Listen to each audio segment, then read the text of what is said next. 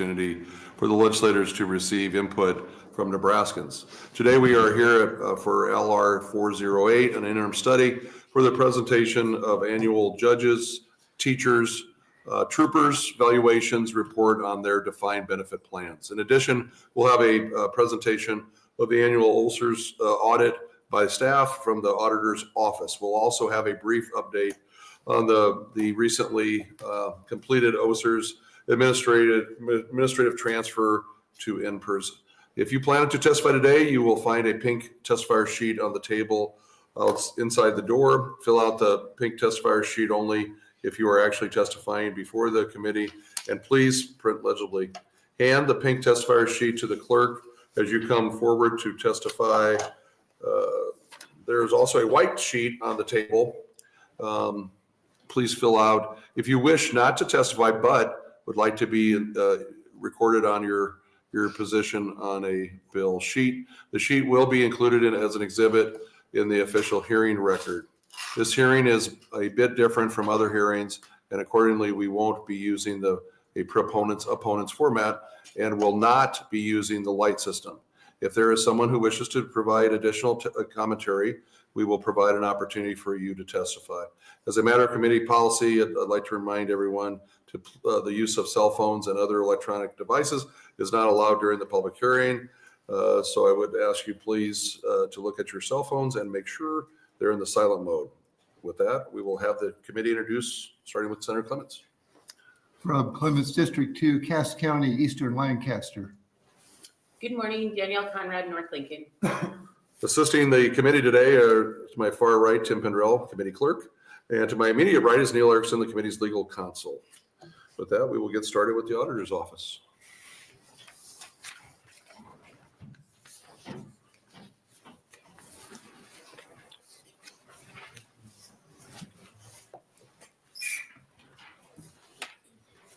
We owe another chair over here. Oh, yeah. That's fine.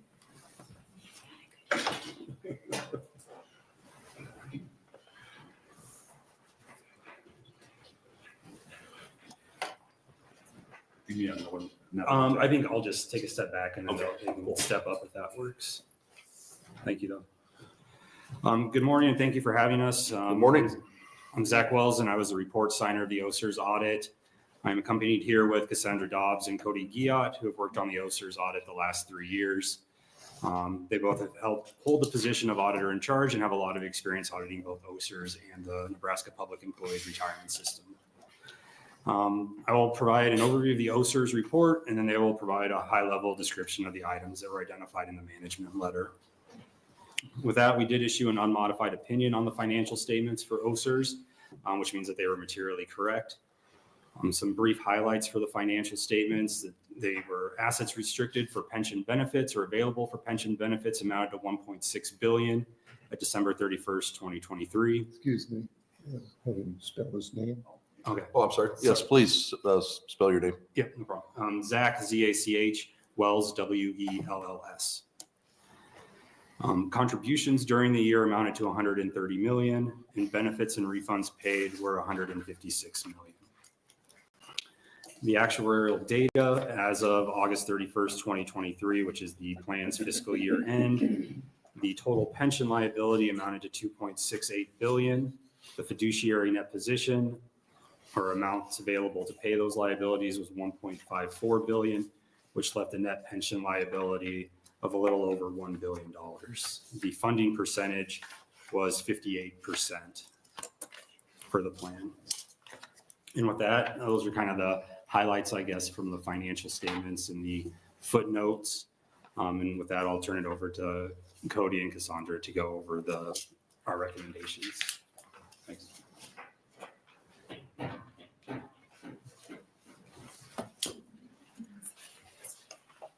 Welcome. Good morning. Good morning. Good morning.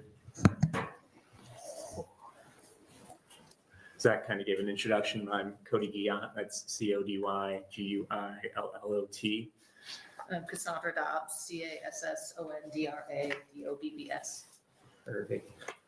We're going to give a high-level overview of the findings we had in our auditor's report But before jumping into those findings, I just wanted to make it clear or emphasize that the findings and associated dollar errors that we noted in our report are reliant on the accuracy of the member data that was maintained by OSERS at the time.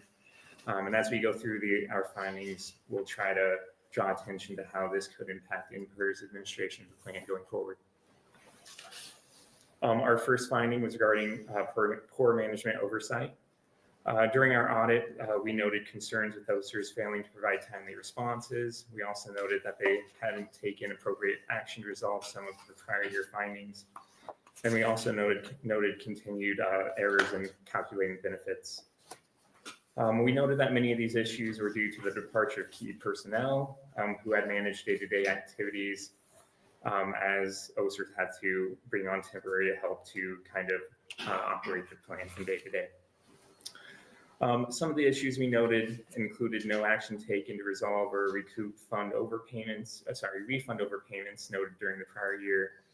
We also noted instances where there was failure to properly adjust medical COLA benefits for all members, failure to correct some state service annuity payments for plan beneficiaries, and also failure to enact some inadequate procedures to ensure that benefits were calculated in accordance with state statute. I won't go into the specific details of all those findings, but they're in our report. Lastly, we also noted that management lacked proper oversight to ensure that insurance costs were properly allocated to the plan. We had noted that these issues were significant deficiencies. And again, to emphasize, as the plan is transferred over to INPER's administration, it will be important for them to be aware and address some of these uncorrected errors that we had noted in the prior year to ensure that benefits are being paid out accurately. That sort of wraps up our first finding, and I'll let Cassandra go over our second finding. And I'll just kind of go over this at a high level too. So if there are questions about anything, let me know, but we'll mostly focus on things that will be issues for the transition or would affect payments going forward with the INPER's administration of it. Comment number 2 is about inaccurate benefit calculations. A lot of these are issues that we noted in prior audits that haven't been corrected and continue to be an issue. We tested 15 new retiree benefit calculations and found errors with 10 of them. The errors included the incorrect optional annuity factors in the system. They weren't using the factors developed by the plan's actuary. Improper reductions or deferrals of the state service annuity portion of the benefit, and incorrect years of service used in benefit calculations. These are things that will affect monthly benefit payment amounts and could continue to be an issue with the data that was brought over to INPERS. We noted errors with cost of living adjustments. The COLA was not being applied to the state service annuity portion of the benefit, and some other smaller errors with specific benefit payments and transfer payments to alternate payees or beneficiaries. We also noted there was inadequate documentation obtained for retirees' ages or the date that their retirement application was received. And I'll let Cody go over number 3.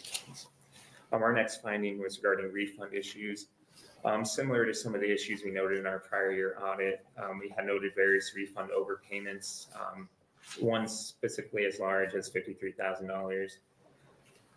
Additionally, during our testing, which will be a bigger issue for INPER's administration, is that we noted that for many cases, OSERS had failed to zero out account balances after an individual took a refund payment. That will be pretty significant as the data is transferred over to INPERS. They'll want to review that to ensure that no duplicate refunds get issued and that members' balances are as up to date as possible. Cassandra, can you go over to the next item? And this comment number 4 is PeopleSoft system issues. This one's probably where I'll spend the most time. This is a lot of issues with member data that was transferred over, or could be potential issues with the member data that was transferred over. The pension data was kept in a pension module of PeopleSoft, which is the system that OPS uses for their accounting, payroll, and HR functions too. They had a section of it for pension. With the system, we noted that users with access to that pension module were able to perform all functions without a secondary review, and that it lacked history tracking for some significant areas, including changes to direct deposit information and changes to user access. And then we noted several errors and inconsistencies with the member data in the system. There were a group of members whose contributions were not posted to their account for several months. We believe that affected over 500 members and resulted in an understatement of their balances of over $400,000 total. Two members who had accounts for unknown reasons, their accrued interest balance was wiped out. Interest stopped accruing for a few months and then it resumed. But the old accrued interest was not put back into the account. There were 113 members who had unexpected decreases in their account balance, which we know two of them are the two people I just mentioned. We're not sure what the other errors were, but you wouldn't normally expect any decrease in a member's balance. There were 40 members who had an account balance but no accrued service credit because their hours weren't being picked up in the payroll system. 7 members who had an unexpected decrease in service credit. 45 active members with no balance or service credit. These all appear to be people that had terminated, took a refund and came back, but then their accounts did not properly update when they resumed making contributions. And then 351 members that had a decrease in their vested benefit reported to the plan's actuary for the valuation. That vested benefit is the benefit amount they were currently entitled to based on their years of accrued service and their average salary. And the decrease in the vested balance appeared to be that the system was not pulling the right years of salary for that calculation. Yes, Senator Conrad. Thank you, Chair. And sorry, before you get into it, I just wanted to make sure to clarify, the examples that you just recently provided in helping the committee understand some of the discrepancies or the data issues involved, is that limited to your test pool or was that system-wide?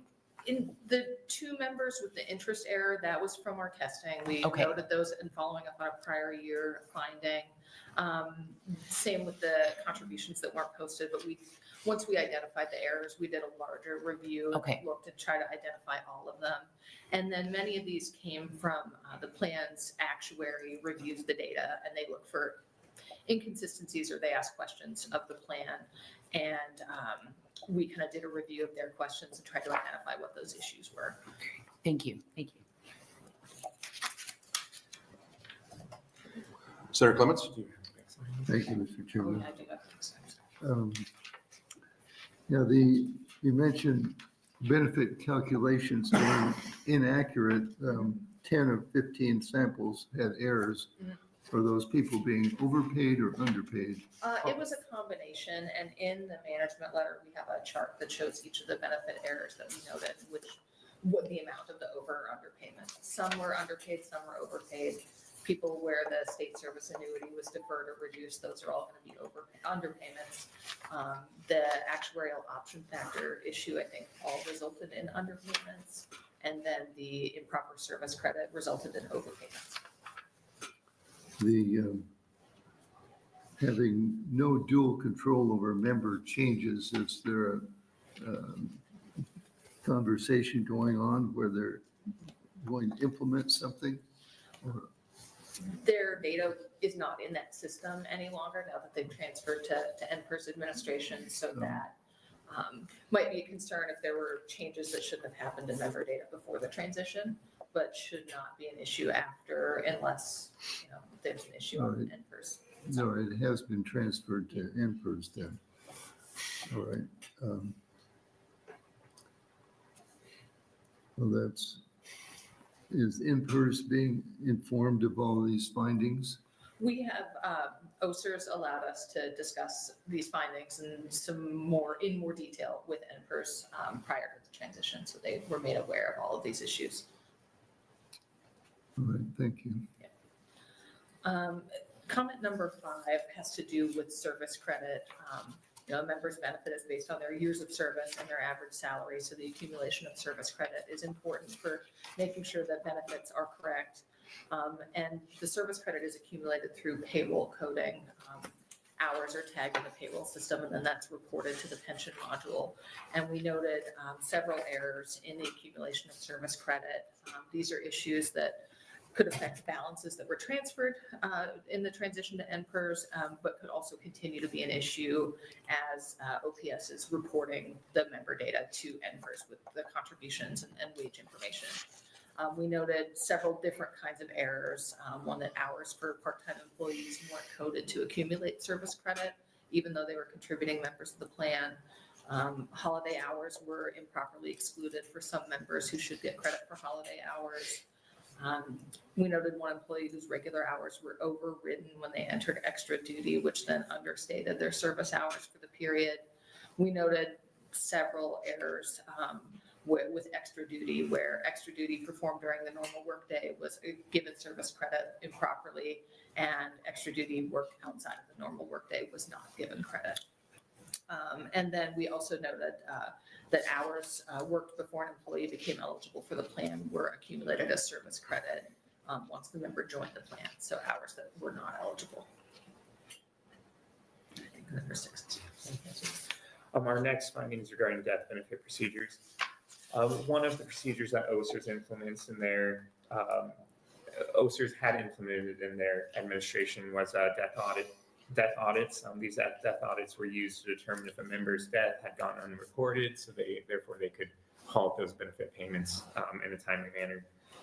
During our testing, we noted that OSERS did not maintain documentation to support the member data that was submitted to those death audits, so we can verify that all member data was being looked through. We performed our own testing using some information that we were able to obtain from the Department of Health and Human Services regarding death records. And we identified 3 plan members who had died in 2023 that were still receiving benefits as late as our testing, which was in early 2024. Again, as INPER starts taking over the plan administration, it will be important for them to be aware and do their own review to ensure that members who are receiving benefits are still alive. The next finding we have, item number 7 on the report, is regarding accounting and disclosure errors. During our testing, we noted a number of incorrect accounting entries. This is something we've noted in some of our prior reports as well. Some of these errors included or affected investment amounts, refunds and benefit payment amounts weren't recorded properly, and also cash balances were being misstated. During our testing, many of these issues were corrected by OSERS, and again, the plan is now being administered by INPER, so we hope some of those issues get corrected by themselves through INPER's administration. I'll let Cassandra cover the next item. And comment number 8 is with purchase of service credit. This is something that would affect a small number of members, just people that have purchased years of service from another school district or have purchased additional service before retiring. But it could be have a large effect on those people's benefits. And it's something that we've noted errors with in every audit since the 2021 audit. We've noted that mostly OSERS has failed to follow up on these issues and correct these issues, and these could affect the balances that were transferred to NPERS. We tested one purchase of service in the 2023 audit and noted that the cost was calculated incorrectly, included too much interest, so the member overpaid. There was no application on file. OPS did not make the required district matching contribution for the purchase because the OSERS staff at the time wasn't aware that that was a requirement for that purchase, and that the member's account was not updated to include the contribution that they made or the years that they purchased. And we noted that OSERS had failed to update member accounts for the purchases that we tested in the prior year as well. The last item in our report was regarding issues with qualified domestic relations orders. Upon receipt of a court-certified qualified domestic order, or a QDRO as we refer to them, an alternate payee is granted an interest in a plan member's retirement account. And when this happens, a separate account is supposed to be set up under that alternate payee's name, under which the alternate payee can receive a benefit payment equal to their court-ordered share of the retirement plan. During our testing, we noted 7 instances where OSERS had not split the member's benefit in accordance with the certified qualified domestic relations order, resulting in the alternate payees receiving underpayments. Again, this will be important for INPERS to be aware of as they begin administering the plan. Any additional questions? Any more questions from the committee? Senator Clements. Thank you, Mr. Chairman. Is this your last audit of OSERS, or will you continue to be auditing them? It'll continue to be audited every year, like the other retirement. We'll be auditing, NPERS administration of the plan, but yes. NPERS administration, but But the plan, OSERS plan. of Yeah. the OSERS plan. So who you deal with will be a little bit different, but the scope would be the same items that you'll be looking at. The Okay. next year, Can you well, just so they can hear. the next year will include both, like 9 months at OSERS. So in 2024, the transition occurred, I think, August 31st, or maybe it was into September. But, so we will be looking at OSERS administration of the plan for the first 9 or 10 months, and then NPERS administration of the plan for the last 2 or 3 months. All right, thank you. Yes, Senator Conrad. Thank you, Chair. Thank you so much for sharing your findings. And maybe some other testifiers may want to weigh in on this as well. But as the transition continues and hopefully is completed soon, is there a need based upon what we know with past audits and existing audit? There's just a lot of errors and discrepancy in terms of the data. So I'm concerned about when that transfers over, the data may not be accurate or helpful. Should the committee or should the plan or other stakeholders consider making some sort of investment for a comprehensive evaluation of where the data is? Because I'm worried it's, kind of, this is not the right term to use, but the garbage in, garbage out kind of lens when it comes to data quality and integrity. Before we move everything over, before it's completely settled, do we need to think about a broader corrective action that may be beyond our existing procedures? I'll try to take that one. Yeah. OSERS did allow us, during the course of our audits, we usually have all these findings would be communicated with Right. OSERS, who is the plan manager. And then kind of in a unique circumstance now is all this information is now being transitioned to Yes. NPERS. So we did reach out to OSERS and they did allow us to kind of provide a lot more detail to NPERS so that when we say, in an audited report, we're not going to say necessarily, here are the 10 members that had misstated balances, right? Like we're not going to put Zach Wells, he got overpaid $50 a month, right? But so we were able to, with OSER's permission, provide that information to NPERS so they're able to see, here are the members that are kind of tied to the errors that we included in the report. Okay. And so I know that also in the attendance of the NPERS board meetings, I'm sure they can speak on this a lot more, like the analysis that they've done as they've worked through the transition process. But what we try to do is provide them, here's all the member information that we identified errors, kind of the types of errors that we found. Take a look at this and make sure, are you seeing other instances or what Right. else? Are you seeing this also in the other analysis that you're doing? Right. So I think NPERS could probably speak more of what they've Okay. been, we've tried to keep them kind of aware of. And I think in some of our, they probably read through our prior audits, we presented those to the NPERS board as well, the other OSERS audits. Okay. Some of the errors that we were seeing and concerns that we were having. Right. So, And that's helpful because that information data has been identified from your test sets, and then you noted that you expanded from those to identify other potential errors. But I'm wondering then about that next concentric For circle example, beyond that. Those members, the 351 members whose vested balance Right. changed, we provided NPERS a list of the specific members who wanted to Right. change their balance Okay. and what we found. So Okay. is that- But there are perhaps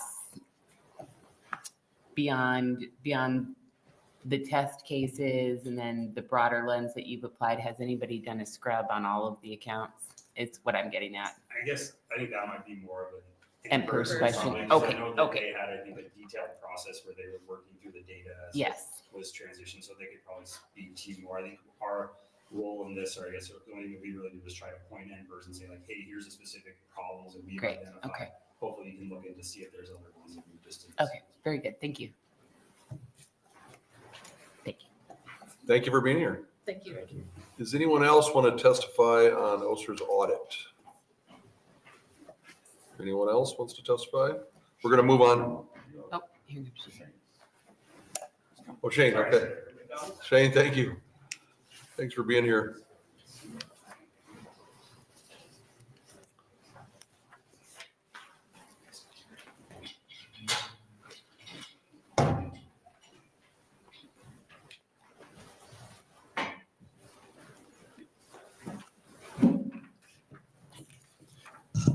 Good morning, Chairman McDonnell and members of the Retirement Committee. My name is Shane Ryan, ShaneRhian, and I am the Chief Financial Officer for the Omaha Public Schools. I also served as administrator of the Omaha School Employees Retirement System until September 1st, 2024, the date its management was transitioned to the Public Employee Retirement Board. I would like to start by thanking the Nebraska Auditor of Public Accounts for their work on the calendar year audit of OSERS for 2023. We appreciate their time and effort to aid Omaha Public Schools in maintaining the integrity of information and ensuring the financial well-being of OSERS. Through our culture of continuous improvement, we view the audit as an opportunity to learn and grow. As planned participants ourselves, the OSER administrative team takes great pride and a personal stake in our collective commitment to ensuring the plan is healthy and strong for future generations of participants.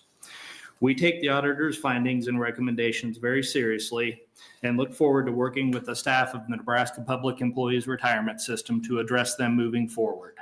The transfer of management of OSERS to NPERS was successfully completed on September 1st, 2024. We are grateful to the past and present members of the Retirement Committee that assisted in passing legislation to transfer the administration of OSERS to the knowledgeable and professional staff at NPERS. The expertise of the NPERS staff will be invaluable in the future administration of OSERS and in correcting the deficiencies noted by the auditors. It is clear this transfer of administration was a necessary and prudent step to ensure the future financial well-being of OSERS and will allow our district to focus on our primary mission, preparing our students for college, career, and life. In closing, I would like to reiterate that we take the auditor's findings and recommendations very seriously, and as planned participants ourselves, take great pride and a personal stake in conscientiously addressing each of them. Thank you for the opportunity to speak with you today. I'd be happy to answer any questions that you might have, including Senator Conrad's previous question. Thank you. NPERS and OPS staff have already worked to outline a process of reviewing each individual retiree over the next several years as they apply for their retirement benefits, to review not only the information that was transmitted as part of the data migration, but also go back to the source records in PeopleSoft and evaluate the information on a case-by-case basis moving forward. We have approximately 300 to 400 retirees on an annual basis. And so every month as individuals apply for retirement benefits, NPERS will send OPS staff a list of those employees, and we'll pull hours and wage history for them to be reviewed. Some of the inconsistencies that the auditors noted were known, especially around the extra pay for teachers. It was a known deficiency. Part of the review process was to focus on any partial years of service for those individuals and evaluate whether or not there was a discrepancy from that function. We hope with some retraining of the timekeepers throughout the school district that will become less of a problem.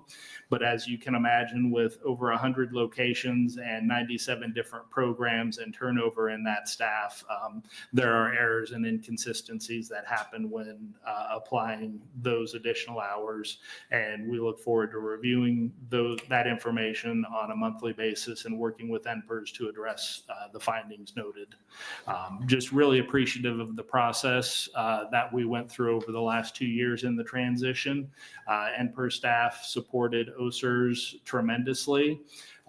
While there are many things to correct, we are confident that we will continue and have a great relationship with NPERS moving forward. NPERS isn't on its own with OSERS. We are a partnership with them, and we'll be working with them on a monthly and yearly basis on resolving issues and helping ensure the proper administration of the plan and all the financial obligations of the district are met to our employees. Thank you, Shane. I appreciate that. And no doubt it's a monumental task for OSERS and for NPERS to transition the administrative function. And I think that is really important to helping get kind of reset and move forward together. Can you help me understand just what this means for an everyday average retiree in OSERS? You got your retired teacher out there, and help me understand it both ways. If they were underpaid their retirement benefits, how do they go about seeking that correction to make sure that they're receiving what they're entitled to? So part of the process should be to, when we get the information from the auditors that an error was found and someone was underpaid, that a calculation be verified on what the total underpayment amount was, and that amount remitted to the retiree and their monthly benefit updated to the correct amount. Okay. We have done that on many occasions.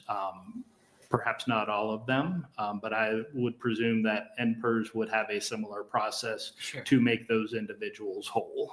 So if there's an underpayment, it can be identified through audit, or if I'm a retired teacher and I notice that there's a problem with my retirement benefits, I can initiate Certainly, we would an review. inquiry into that. Okay. And then help me understand, and the committee understand, how it works the other way. So that was a good explanation for underpayment, but when overpayments are identified, and one thing I'm concerned about is, folks are living on a fixed income and they are playing by the rules and think that they did everything right according to their obligations, but then, in subsequent time or years, there's some sort of audit that says, wow, you've received an overpayment here. What happens if they don't have the money? Is it a collections issue? Is it a payment plan? Is it a hold harmless? Does it depend? So I will address what we did up to Okay. September 1st. What NPERS will do, I would defer to them. Okay. So two different situations. In the instance where an individual separated from OPS and requested a refund of their account, we typically do reach out if there is an overpayment that is determined. We were tardy in reaching out to several members who received an overpayment from early in calendar year 2023 due to a system error. Okay. We did rectify that and have reached out to all of those individuals and received repayments from several of them. In the instance of an individual who may be a retiree receiving monthly benefits, and it was determined that their monthly benefit was overpaid, typically what we have done is notified them of the corrected amount that they would begin receiving moving forward.